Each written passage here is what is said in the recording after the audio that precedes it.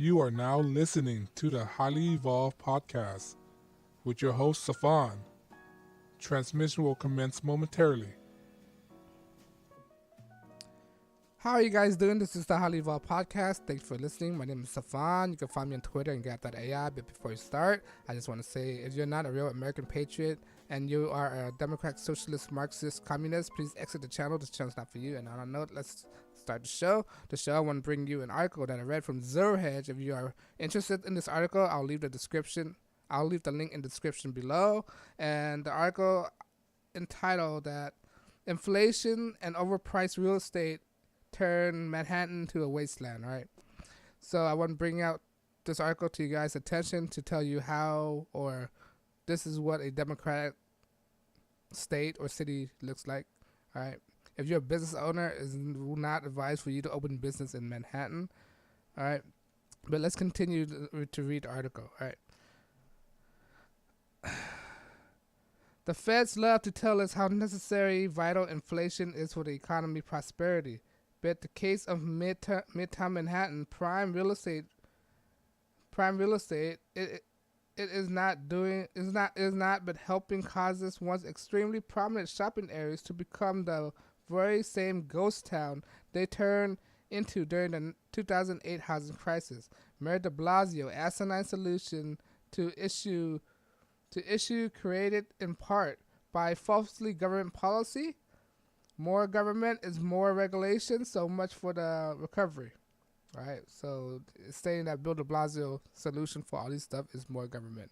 And to make you guys understand why government is not the answer is because when there's more government, there's more red tape. There's more red tape, there's more regulation. When there's more regulation, there's more stranglehold on the businesses, meaning there's more taxes, more fees that the business have to pay out, and within those fees could go into building the business and make the business better, all right, and keep the business open. But they have to pay all these fees and regulation, right? If they don't get, they get with a fine, all right. That's what regulation do to you. It starved the business, all right. But let's continue. As if brick and mortar retail doesn't have enough problem to deal with being a methodological disseminated by the ever-growing behemoth that is Amazon. Store owners are now facing rent that is simply as high that it makes it prohibitive for them to open retail shops and do businesses in once prominent areas of downtown Manhattan. Meaning that it's saying that stores is bad enough they have to compete with this behemoth named Amazon, but the rent prices they have to deal with the increasing rent prices. It's too much of a rent to start a business in this facility, especially in Manhattan. All right, they're not keeping up. That's why you're seeing all these stores closing down. It's too expensive. All right, to open business in downtown Manhattan. But let's continue. On Saturday, New York Post wrote an article confirming our write-up from the late March that these high prices were driven businesses out of town.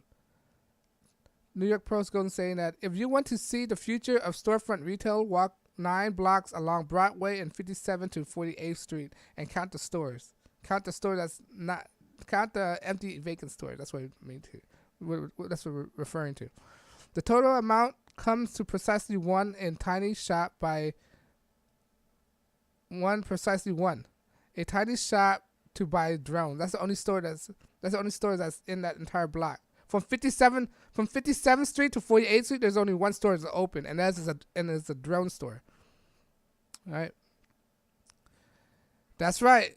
On a 9-block stretch of what arguably the world's most famous avenue steps south of the busting Time Warner Cable and planned new Nordstrom department store lies a shopping wasteland. I mean, there's no store within its prime real estate, right? All these vacant lot is open. There's no store opening, right? It shouldn't come as a surprise to anybody that Amazon and other online retailers have had a profound negative effect on traditional brick and mortar retailers. This is the narrative that has been playing out of the last couple of years. And as we have watched in retail stocks like Sears, JCPenney, and Macy get destroyed while online shopping names have performed extraordinarily well. Okay, but what may cause as a surprise to some is that the fact that the constant needs to keep the price for real estate and rent rising regardless of traditional supply and demand is exacerbating things to a degree where some of the most sought after real estate in the world has now become deserted and barren. The article continues. The article from the New York Post continues. Sorry. The same crisis blight the rest of Manhattan. People investing in storefront retailers, real estate developers, landlord, and retailers company themselves tell us not to worry is a traditional situation that will right itself over time. Authorities surrounding the survey by real estate and retailers company claim that Manhattan overall vacancy is only just 10%. 10%.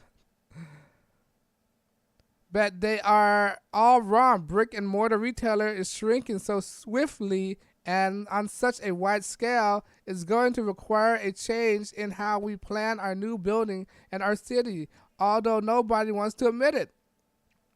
They're delusional. That's what they are. And yet, it's scary to think that one of the city's great pleasure, window shopping, which also ensure vibrant, crime-deterrent sidewalk life, will become a thing of the past except for certain locations. As it rate, we face this future where street will be mostly dark and a sidewalk level of miles on end 3rd Avenue and the East 60 Broadway north of Lincoln Center.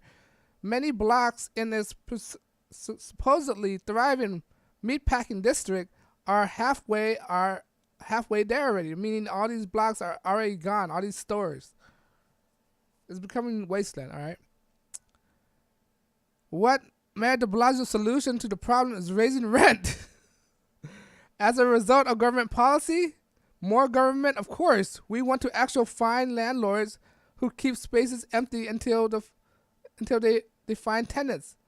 Talk about a blind leadership. This is the guy who's planning for running a president.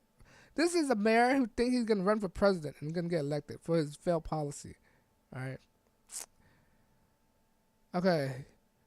Let's continue. Few retailers can afford to pay more than $250 per square foot annually in rent.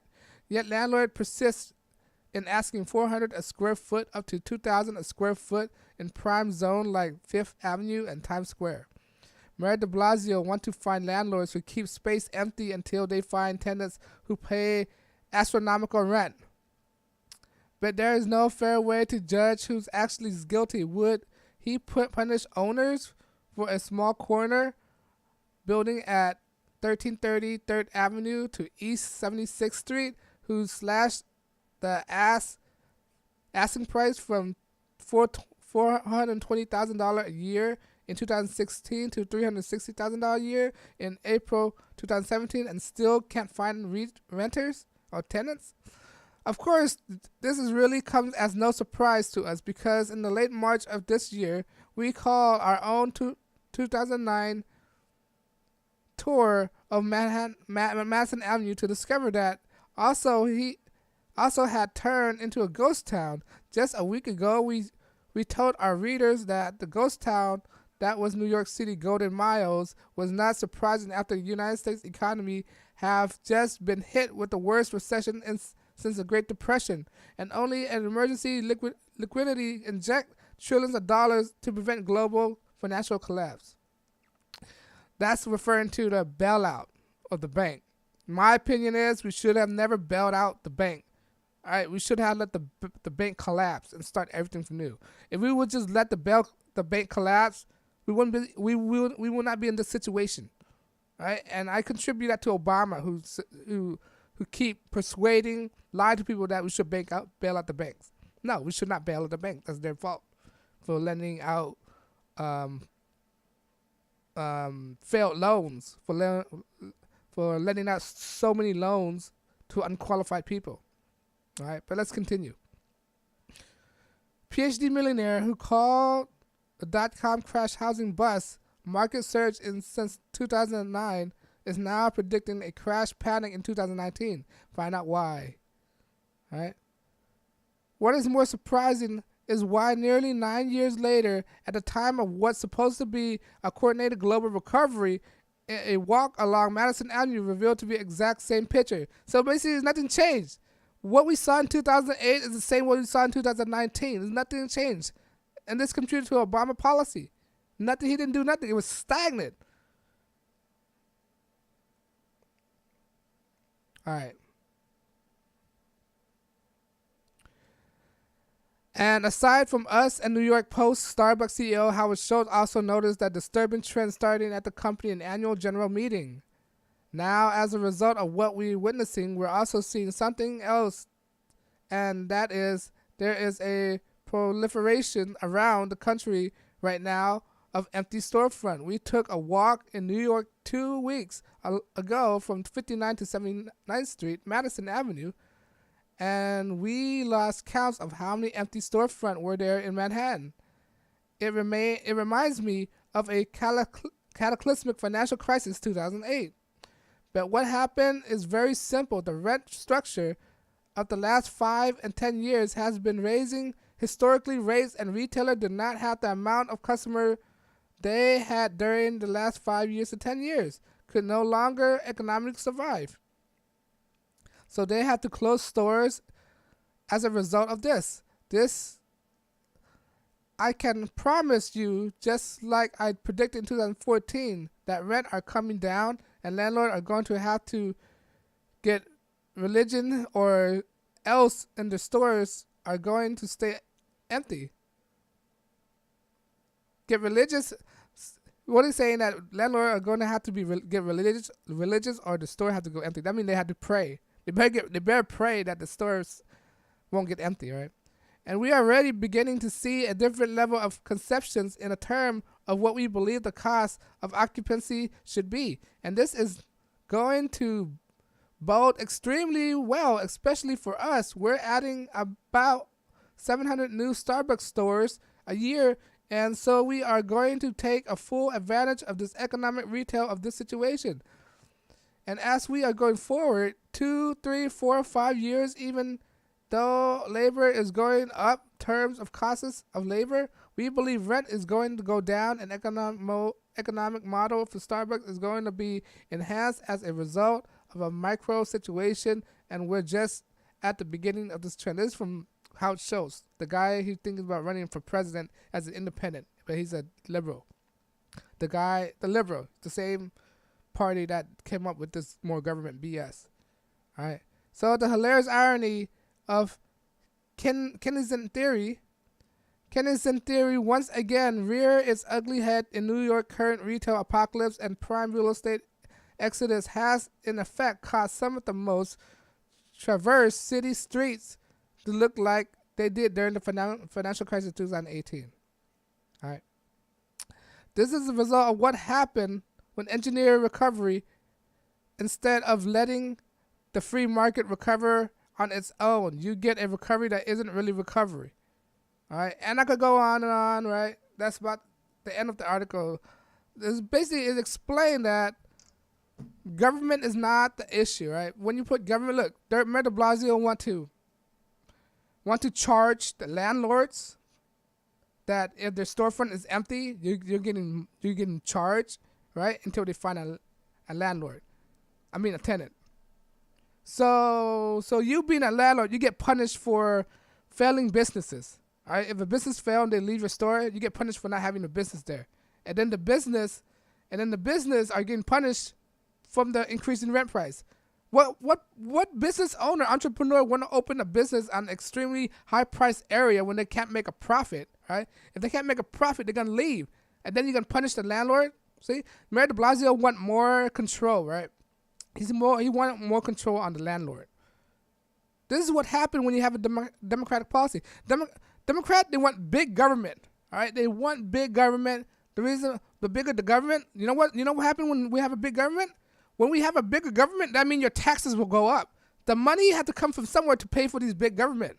All right, the smaller the government, the less taxes. The bigger the government, the more regulations. The smaller the government, the fewer the regulation is. All right, that's what it means. When there's more government, there's more control. All right, When you break down the word government, what is it? Controlling the mind. Govern, to control, and meant is mind. Govern the mind, all right? They want more control over you. Restrictions, all right? You should never be for big government.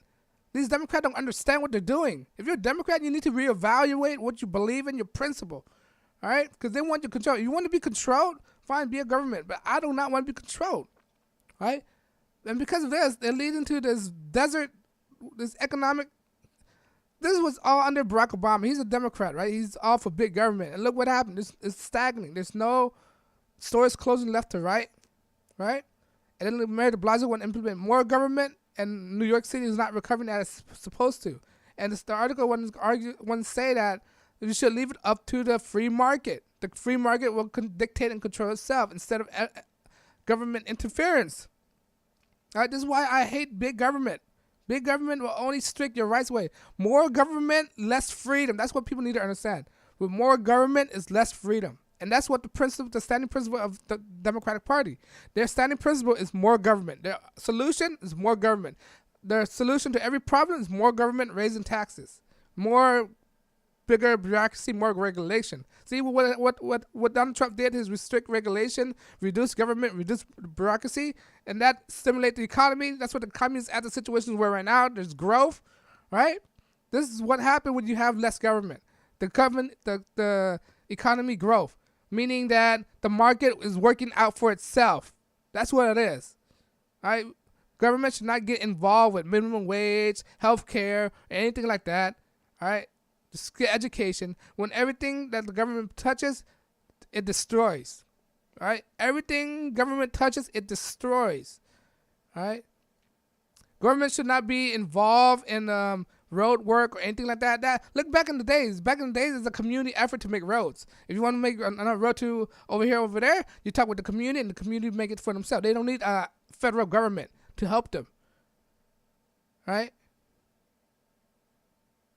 But that's what they want, big government. These Democrats, they want bigger government. And that was a long article. But if you want to read the article for yourself, I'll leave it in the description below. Let me know if you agree that if government is the thing, do you agree with big government? Or you agree with the Bill de Blasio? This guy who said the answer is this to find a landlord because there's an empty storefront. That's not the solution. You lower the rent, lower the regulation, rent will go down by itself. More people, more business will open in that storefront. All right? It's pure and simple. Let go of regulations. All right? The reason why these building prices is so high because there's a lot of regulations, then landlord have to raise the price to accommodate those regulations. All right. If you let go of those regulations, the landlord will reduce the prices, make it more affordable for businesses to open, and these places will not be a wasteland. It's pure and simple. It's easy to understand, easy to comprehend. It doesn't take you an economic genius to understand this thing. But, let me know you agree. You think Bill de Blasio is stupid? You think Democrat City is a wasteland, is not business friendly? Let me know you agree. This is the HighlyEvolved Podcast. Once again, I'm not monetized by YouTube. That means I'm not scripted, unrehearsed, unedited. I mean, I can say what the heck I want because of that. I'm not paid. I'm not bothered by any outside interference. If you like what I do and like my message, I'm not even taking on donations. I'm doing this practice for free because I want to do it. I want to educate people and let people know what's up. All right. If you like what I do, most importantly, hit subscribe, like, and share my video. And I thank you for taking the time to watch this whole video through. And I don't know, guys. I'll check you guys in the next episode. And this is Safan. You can find me on social media, Twitter, Gap.ai. And on that note, guys, I'm signing out. Peace.